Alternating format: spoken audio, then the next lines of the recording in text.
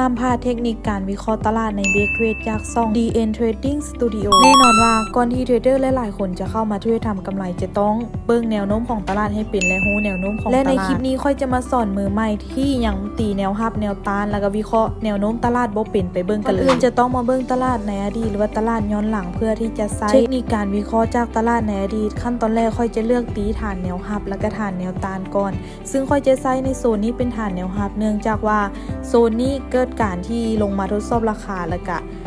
บ่สามารถผ่านฐานหรือว่าผ่านแนวได้เนาะแล้วก็เกิดการที่ว่ามีความพยายามที่ลงมาทดสอบราคาแล้วหลายครั้งแต่ก็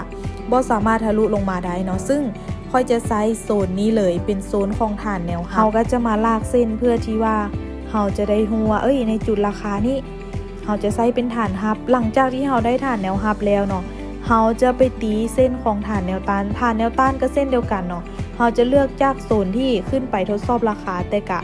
บ่สามารถทะลุขึ้นไปได้หรือว่าเกิดการที่ว่าพยายามดันราคาขึ้นไปทดสอบราคาแต่บ่สามารถทะลุได้เนาะซึ่งเราจะใช้ในโซนนั้นเป็นโซนของฐานแนวต้านแน่นอนว่าถ้าหากว่าเจ้าอยากตีโซนของฐานรับฐานต้านให้แม่นยำจะต้องทำความเข้าใจกับตลาดก่อนเนาะว่ามันมีขึ้นแล้วก็มีลงฉะนั้นในโซนนี้เนาะซึ่งค่อยจะใช้เป็นโซนของฐานแนวต้านย่อยที่เล่นในกรอบราคาน้อยๆหรือกรอบราคาไซด์เวย์นั่นเองเนาะเขาก็ลากมาเลยเขาจะสังเกตเห็นได้ว่าในโซนนี้เนาะมีทั้งฐานรับและก็ฐานต้านในอดีตและถ้าหากว่าเทรดเดอร์ท่านใดอยากจะเจาะลึกเกี่ยวกับการเทรดเกี่ยวกับฐานรับฐานต้านที่แม่นยำให้หลายกว่านี้เนาะแม่นให้คอมเมนต์ว่าเทรดสั้นมาเลยเนาะสามารถเข้าเรียนคอร์สฟรีกับค่อยได้ในทุกๆอาทิตย์เนาะ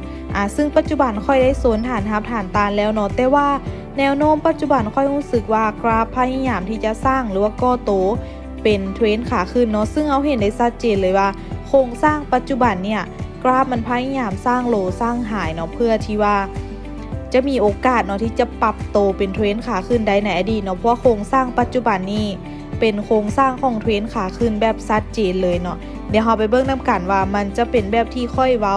แท้หรือบ่ซึ่งค่อยจะตั้งจุดบายแล้วก็จุดเซลล์เนาะซึ่งจุดนี้ค่อยกดออกออเดอร์บ่ทันเนาะซึ่งเป็นจุดเซลล์เพราะว่ามันมีฐานอยู่ในโซนนั้นหรือว่าเป็นโครงสร้างของเทรนด์ขาขึ้นเนาะหลังจากที่กราฟมันลงมาพักโตได้จังหวะหนึ่งเนาะถ้าหากว่าในแท่งเนี่ยสามารถทะลุเส้นที่ค่อยตีไว้เนาะฐานต้านด้านถึงค่อยเชื่อว่ามันจะเป็นเทรนด์ขาขึ้นแบบยาวๆได้เลยเดี๋ยวมาเบิ่งจุดนี้นำกันเนาะเดี๋ยวค่อยจะรอเข้าจุดเซลล์หรือถ้าหากว่าท่านใดที่ถนัดเทรนเนาะก็สามารถตามซื้อหรือว่าเทรดตามเทรนได้เลยแล้วก็บริหารเงินเอาเนาะเชื่อว่าเจ้าจะมีกำไรซึ่งเนาะในจุดนี้กราฟมันพยายามทะลุฐานขึ้นไปเป็นที่เยี่ยมห้อยแล้วเนาะฉะนั้นจุดที่เราควรเข้าก็คือเราจะตามบ่ายหรือว่าเข้าซื้อไปเลยเนาะเข้าซื้อไปจนกว่ามันจะถึงฐานต้านด้านถึงหรือว่าจุดที่มันขึ้นไปสูงสุดในอดีตนั่นเนาะและเราจะรอเข้าเซลล์ในจุดนั้นเนาะแต่ว่าสำหรับค่อยเองเนาะค่อยจะบ่ฟ้าวออกออเดอร์เทื่อในสูตรเนี่ยค่อยจะเบิ่งตลาดไปก่อนเนาะแล้วหลังจากนี้จุดนี้ซึ่งเป็นจุดที่ว่าค่อนข้างจะสูงเนาะแล้วเบิ่งจากตลาดในอดีตก็บ่สามารถผ่านแนวเนาะแล้วก็บวกกับแท่งกินเนาะซึ่งแท่งออเดอร์นี้ค่อยจึงตัดสินใจเข้าเซลล์